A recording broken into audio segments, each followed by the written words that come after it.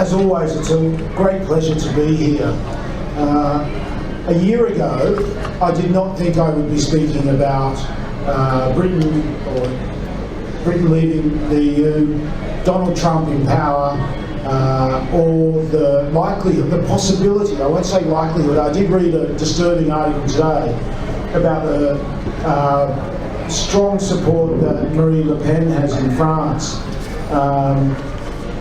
So it is possible that she could win an election, an upcoming election in that country as well. A country, of course, with a very strong progressive political history. But here I am, and that's what I'm talking about tonight. And I guess what I really wanted to do, I was hopeful and I was expecting, I was anticipating that Simon would provide a little more of the detail about Brexit and Trump.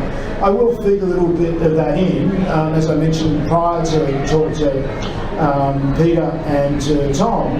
I've been reading about this for some time, so there's a fair bit lodged in this memory that I'll be able to pull out as I go along. But I do have a prepared argument, one that tries to locate these phenomena within a historical context. Not to understand them as aberrations, but rather to see them as part of a pattern, a historical pattern that I think we can trace back as far as the 1960s, at least the 1960s.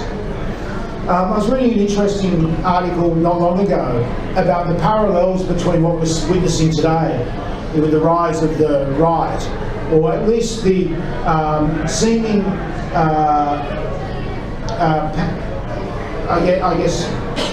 placement in power of candidates who and parties that see themselves on the far right as paralleling events in the 1930s. You know, this notion that we're seeing a revisitation or a re-emergence of fascism.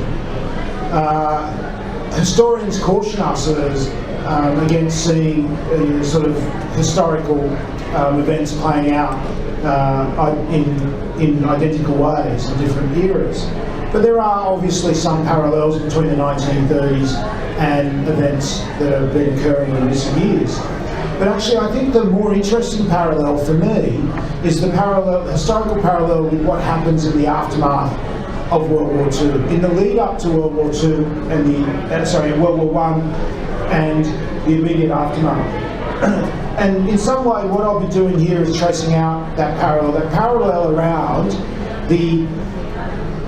almost the bankruptcy of an ideological project, and what that means to in terms of how different populations grasp onto radical or populist leaders. And in the wake of World War I, the bankruptcy or the hopelessness was mainly a result of the failure of technology.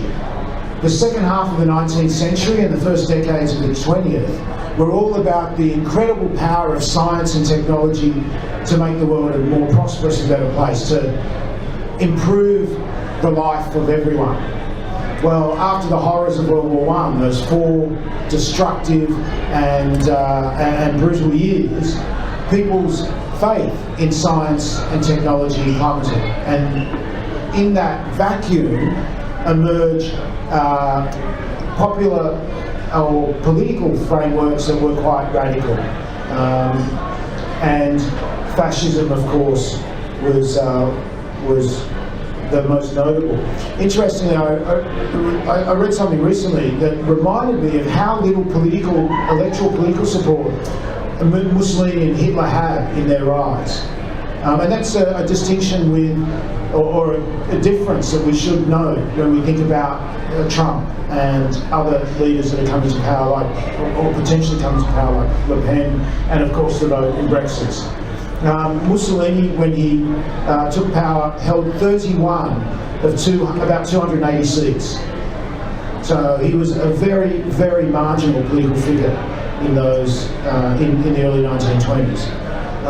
We can see the support for Trump and for Brexit and for these other leaders, including Hanson, is at levels above that of those leaders back then. The other point I wanted to raise before I start telling my story, or the point I wanted to raise, a little anecdote I guess I wanted to tell, was one that I was told about 10 years ago by a visiting professor and now a close friend of mine, who lived through the last years of apartheid in South Africa. He was a well-known, well-established professor of politics at Rhodes University, where I went to teach. And he and his wife were on the front line in the fights in the struggle against apartheid. They were white dissidents, if you want to use the phrase. And he was telling a story about how the intensification of violence and virulence of the rhetoric escalated in those final years, in the period from the early 1980s until the sort of lead up to the release of Mandela in 1989.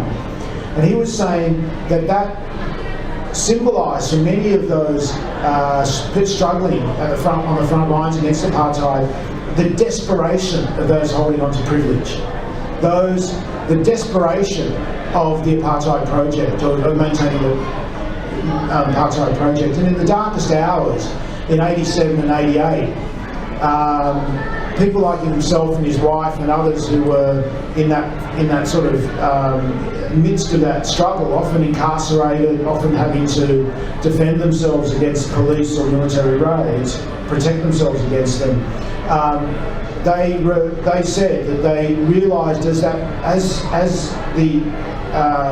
the poison, or as it became more poisonous, it demonstrated the weakness of apartheid. And I wonder to what extent we can see the sort of poisonous and the virulence around progressive politics, against progressive politics today, somewhat in a similar way, as maybe the desperation of a dying ideological and political project. That's the optimistic note I will return to at the end, because I don't think it is all bleak, despite the way it may look.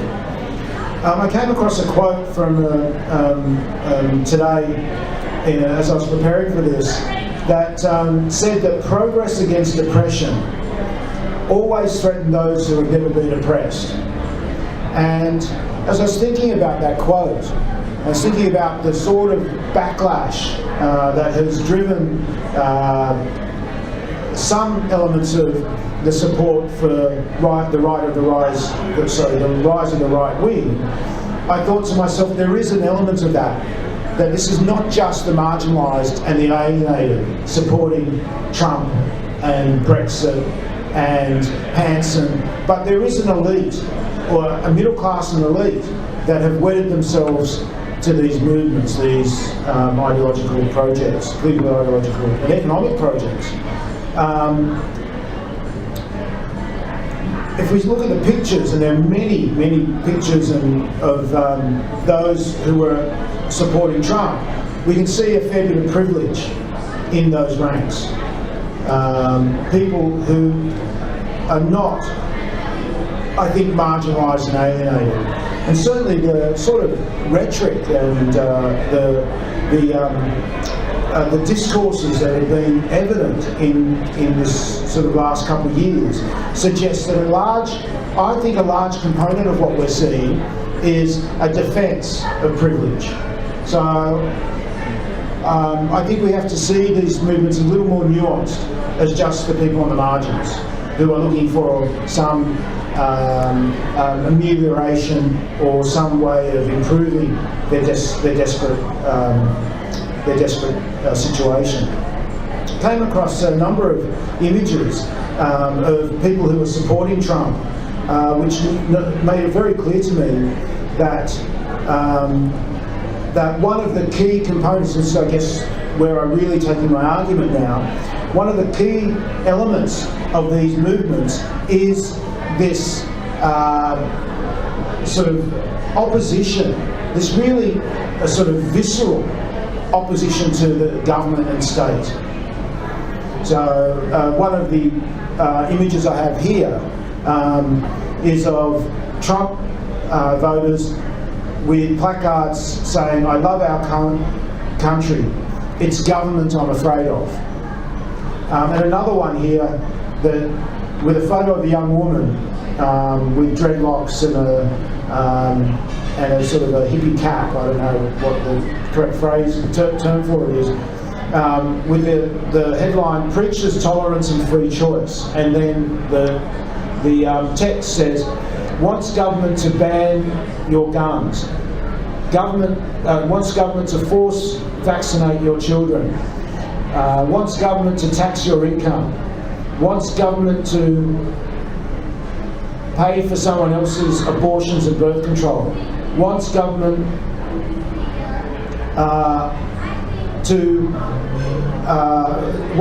to put in policies even if they're against your religious and philosophical beliefs." So you can see here that part of this movement for Trump, we've seen it here in Australia with Hanson, certainly in Brexit, is this notion that the government is against us. The government is not for us, they're against us. They work in the interests of some elite, some disconnected group. Of course, we note the contradictions there. The people who are making these arguments are often from that elite. The idea that Trump is somehow outside the privileged dominant class, or that Boris Johnson was or is ridiculous to say the least. So how do we explain this? Well, sorry, what does this mean before I explain it? Well, I think it means that what we're seeing with these phenomena is both a backlash against what is seen as some small minority controlling our lives, and also a sense that the government no longer has a purpose except to intervene in our private affairs. And in a sense, I don't think there's some element of that is accurate. Mark Stern, I don't know if you've heard of Mark Stern, but he's a Canadian conservative. He's now a bit of a celebrity intellectual in the US and in Canada. He was a big supporter of Trump. He wrote one of his, I guess, most publicised quotes. It's occasionally on people's placards when they're protesting or supporting a right-wing candidate, is, "Big government is erecting a panopticon state, one that sees everything and regulates everything. It's great customer service, except that you can never get out of the store." This notion that the state is everywhere, we hear the term all the time from right-wing shock jocks and others about the nanny state. In fact, I was at a childcare centre at the start of the year where someone was talking about vaccination. I have very strong views about people who don't vaccinate their children, but that's for another topic, I guess. And I heard that phrase, forcing people to vaccinate their children is just the nanny state. And it was quite incredible to hear someone say it in that context. But that's become, I think, quite a common lament or argument that the government is everywhere and it limits our lives. And that, I think, is part of the backbone of this problem, that the state is now seen as the villain, that the government is seen as the villain. Tony Abbott said prior to the 2013 election, in the town hall at Rudy Hill RSL, when he was asked about his education policy, he said he would devolve responsibility and spending for local schools to the P&C committees, because government should not be trusted looking after the concerns of our children. Now, this is a man running for government saying don't trust government. It's a really quite circular and problematic argument, but what was for me, the most, I think, telling element or part of that whole discussion was not what Abbott said, but the fact that no one challenged him on it. Not one journalist, not one member of the audience, not one article that I read in the follow-up on the following days challenged the notion that the government is unable to properly take care of the responsibilities that we all assume that it does. I mean, we've sold off most of our, or if not all, the state industries that are profitable. Telstra, the Commonwealth Bank, Qantas, question mark about profitability there, in private hands. All on the basis that the private sector is more effective at running organisations in the state. Now, this is an embedded notion today, very, very embedded notion. Now, these are the sort of ideas on which Trump and Brexit and Hanson and others have, in many ways, built their popularity, erected their popularity, on this notion that they're here to further, to correct the state, or correct the problems of the state, in some ways by further vacating the state from its key responsibilities. So how do we get to this point? Well, now, before I go on to how we get there, what does this mean? Well, it means that people have no confidence in the state, no confidence in government, no confidence, or they are unable to place any hope in a positive project of the state. Now, these same people, it's very interesting, the same people who make these claims about the state being problematic or almost always champion or celebrate the notion of nation. Of course, a very constructed and narrow notion of nation, a white nation, often a male-dominated nation, often a privileged, property-owning nation, but nonetheless, they talk about the state having being a problem, the government being something that they need to reduce and castrate, but they celebrate the nation. So there are these two opposing and very, I think, conflicting ideas at work here. We saw it with Trump's "Make America Great Again." On the one hand, he was talking about an American nation, or a concept, a construct of American nationalism. White, middle class, property owning, Christian, conservative. On the other hand, he was attacking the state and the government as a effective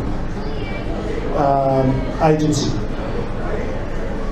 And if we think about the apathy and as these movements drawing support because people are apathetic, that they feel disgruntled about government and they feel alienated from the political project, then we can understand them, I think, a little more. I think we can understand how these populists are able to gather so much support.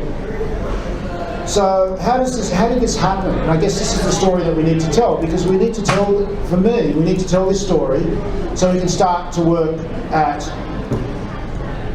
correcting it. To bringing the state and government and society and community back into rebuilding our confidence in the collective, in the project that the collective can create. And I think that's incredibly important. I don't know if anyone here heard Hugh Mackay's Gandhi lecture that he delivered at UNSW late last year. Now, you remember he talked about the importance of community. That in fact, one of the he went through data or evidence that suggested that emotional, psychological, health and welfare statistics were all linked to the strength of community. Weak communities tend to have poorer outcomes in a whole range of social areas. So, and then he talked about how community has been eroded over a period of time. And this, I think, is part of, I mean, I don't think he explicitly talked about the way that the individualisation and the notion of individual interest has been at the forefront of sort of deteriorating and restricting the notion of the collective. And for me, the way forward is to regain the sense of the collective, because that's what that's the ground I think these populists have actually taken control of. So often I like to start this story about this vilification of the government and state with Ronald Reagan. And Reagan makes that claim in the lead up to the 1979 election, with government is not the answer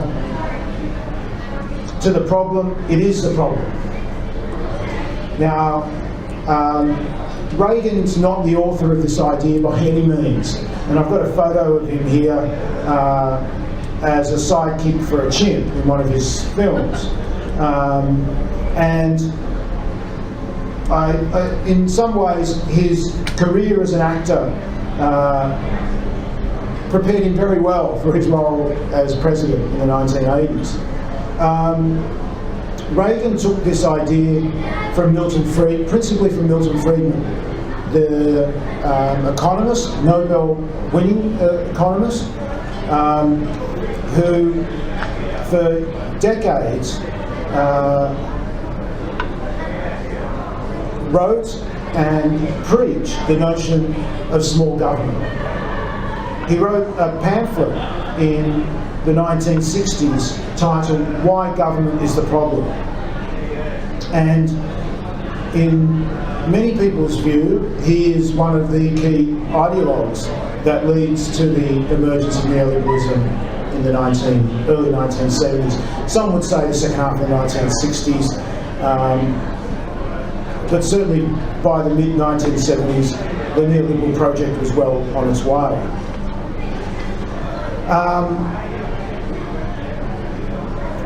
That neoliberal project was, I think, for me anyway, has three pillars, three main pillars. I'm not talking about policies, but I'm talking about motivations or reasons for why it becomes the dominant ideological project by the 1980s. The first is the breakdown, or the forced breakdown of the consensus between capital and labour that had dominated the post-World War II era.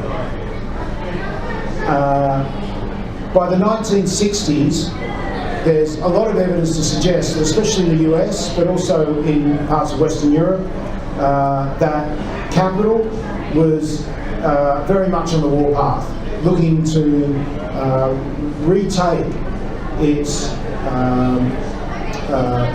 dominant position over labour, and that consensus was no longer working in its favour. The second pillar that leads to the emergence of neoliberalism is the building corporate efforts to limit government regulation of its activities. And actually the most, in my view, reading a fair bit of literature on this, the most active of the corporate entities seeking to do this is the smoking lobby, especially in the 1960s. There's a great book by Orestes, I'm just trying to get the other author's name, about the way that environmental policy was also targeted by certain corporations in the 1960s and 70s. The emergence of right-wing think tanks funded by corporate interests, and at the base, at the sort of fundamental foundation of that whole movement was this notion of removing regulation. And Margaret Thatcher put it very clearly in 1982 when she said that every regulation represents a every regulation represents a restriction of liberty. Every regulation has a cost. And that second pillar, I think, is very important for understanding the emergence of neoliberalism and the way that it vilifies the state. So we're getting these two projects that are, or two pillars, or reasons for why the state is becoming a target of right-wing attack. And the third is the Cold War. I don't think we can remove any of the events that occur in the 60s and 70s and 80s from the context of the Cold War. And the state is the cornerstone of the Soviet ideological project. So every anti-communist voice in this period is vilifying the state. The state is the problem, the market is the answer. So we have these three pillars that are pushing this notion that the state is the problem, that regulation is a crime that we need to fight against. And of course, that also feeds into the notion of American freedoms. It also feeds into the notion of liberty, and it also is fed by the emerging progressive politics of the 60s and 70s as well. Sexual liberty and all those sort of things become wound up in this notion that the state is a restrictive and quite oppressive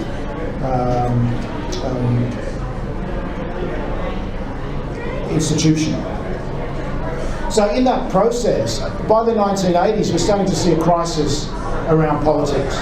We're starting to witness the real political vacuum that emerges, ideological vacuum, and the cost of that is the increasing lack of confidence that people have in their political leaders.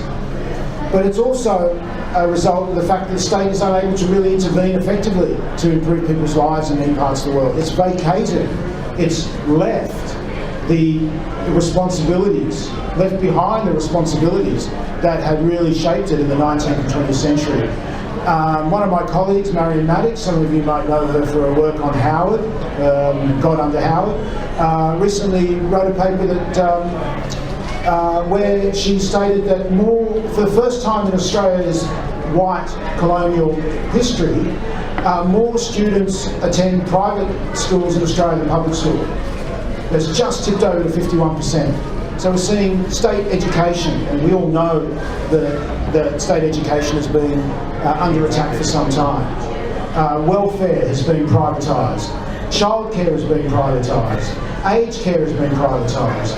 Our public transport is increasingly privatised. We've got this project where the state is no longer a key provider of welfare. And Australia is, I think, far better placed in terms of the way that the state looks after its population than many other countries in the world. In the US, the way the state is vacated, many of its responsibilities is now very well known. As governments become hollowed out, they lose relevance and people lose confidence in them, opening space for what I would call charlatans and showmen, such as Trump, Johnson, and others. Hannah Arendt, the well-known philosopher, argued that the ideal subject of totalitarian rule is not the convinced Nazi or the dedicated communist, but people for whom the distinction between fact and fiction, true and false, no longer exists. And she talks about in the context of how people lose their sense of groundedness as a result of the chaos or the confusion around them.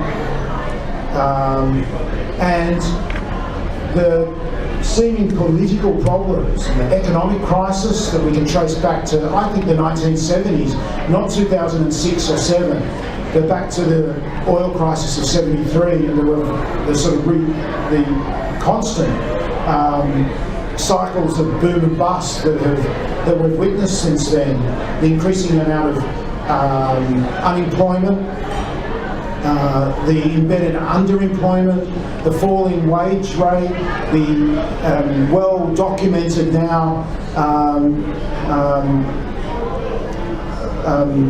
differences between, or inequalities in our societies.